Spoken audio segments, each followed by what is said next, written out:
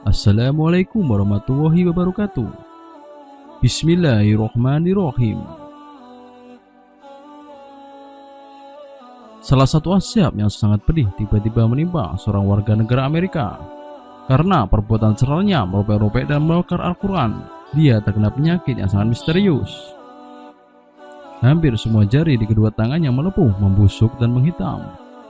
Selain itu, padahal lukanya tersebut juga menimbulkan aroma yang tidak sedap, seperti bau busuk, kata seorang dokter di Hospital of the University of Pennsylvania, tempat pria itu dirawat.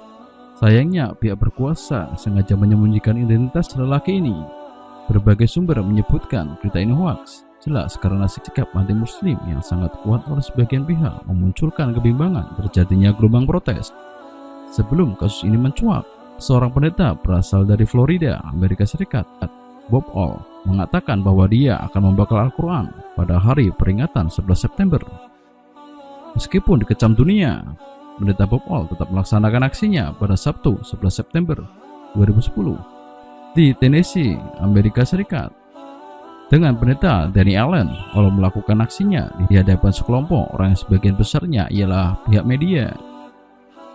Kedua pendeta itu menyiram dua Al-Quran dengan cairan pembakar, lalu membakarnya dengan api.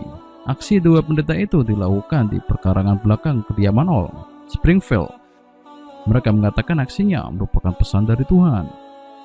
All mengatakan bahwa gereja telah mengecewakan banyak orang karena tidak mendukung aksinya. Saya yakin bahwa sebagai negara kita berada dalam bahaya, ujarnya. Ini adalah buku berisi kebencian, bukan cinta, katanya sambil memegang Al-Quran sebelum kemudian membakarnya. Kedua pendeta itu lantas melakukan apa yang disebutnya sebagai demonstrasi damai. Dengan sedikit gagak gempita, 8 orang wartawan ikut menyaksikan aksi kedua rohaniawan gereja itu. Para demonstran yang tergabung dalam gerakan Stop Islamization of Norway atau disingkat SIAN berunjuk rasa di Kristiansand, Norwegia pada Sabtu pekan lalu. Aksi kelompok anti-Islam itu memicu kemarahan komunitas muslim setempat karena demo mereka diwarnai dengan pembakaran Al-Quran dan melontarkan hinaan terhadap Nabi Muhammad SAW. Para pemimpin muslim di Agder, Norwegia telah mengumumkan rencana untuk mengajukan laporan polisi atas pembakaran kitab suci tersebut. Pemimpin Serikat Muslim Agder, Akmal Ali, mengatakan komunitas muslim melihat tindakan kelompok SIAN tidak hanya sebagai ilegal tapi juga sebagai kejahatan rasial. Menurut Ali, demonstrasi oleh SIAN sudah keterlaluan karena membakar dua salinan Al-Quran yang dibuang ke tong sampah.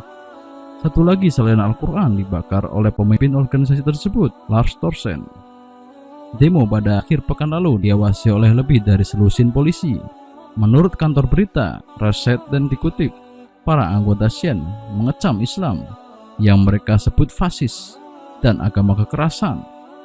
Mereka juga menghina Nabi Muhammad dengan sebutan pedofil.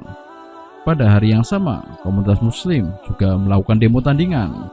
Aksi pembakaran kitab suci itu memicu kemarahan demonstran muslim.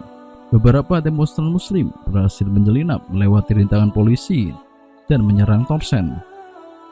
Polisi menegaskan SIAN tidak mendapat izin untuk membakar Al-Quran, sehingga petugas polisi melakukan intervensi untuk menghentikan tindakan yang keterlaluan tersebut. Tindakan semacam itu kontroversial. Ada keterlibatan yang kuat, dan itulah mengapa kami tidak mengizinkan pembakaran secara terbuka, kata Kepala Polisi Agder, Morten Stutol, kepada ABC Nyheter. Menurut sebagian ulama, inilah latar belakang mengapa Nabi SAW melarang kaum muslimin membawa Al-Quran ke negeri kafir yang memusuhi Islam. Dikhawatirkan Al-Quran ini jatuh ke tangan orang kafir, kemudian mereka menghinanya. Ibnu Umar mengatakan bahwa Rasulullah SAW melarang sebagian safar dengan membawa Al-Quran ke negeri musuh. Hadis riwayat Ahmad. Mushaf yang tidak lagi dimanfaatkan untuk dibaca dikubur sebagaimana seorang muslim, dan orang Nasrani tidak boleh menyentuhnya. Ketika mushaf Al-Quran telah rusak dan usang, maka dia dikubur.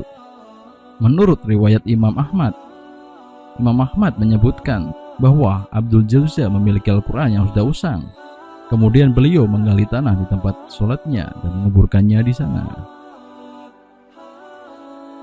Utsman meminta Hafsah untuk menyerahkan mushaf dari Umar untuk disalin, kemudian dikembalikan lagi ke Hafsah. Kemudian Hafsah mengirim mushaf itu ke Utsman. Lalu Utsman memerintahkan Zaid bin Sabit, Abdullah bin Zubair, Sa'id bin Al-As, dan Abdurrahman bin Harits bin Hisham. Mereka pun menyalin manuskrip itu. Lalu beliau mengirimkan ke berbagai penjuru daerah satu mushaf salinannya.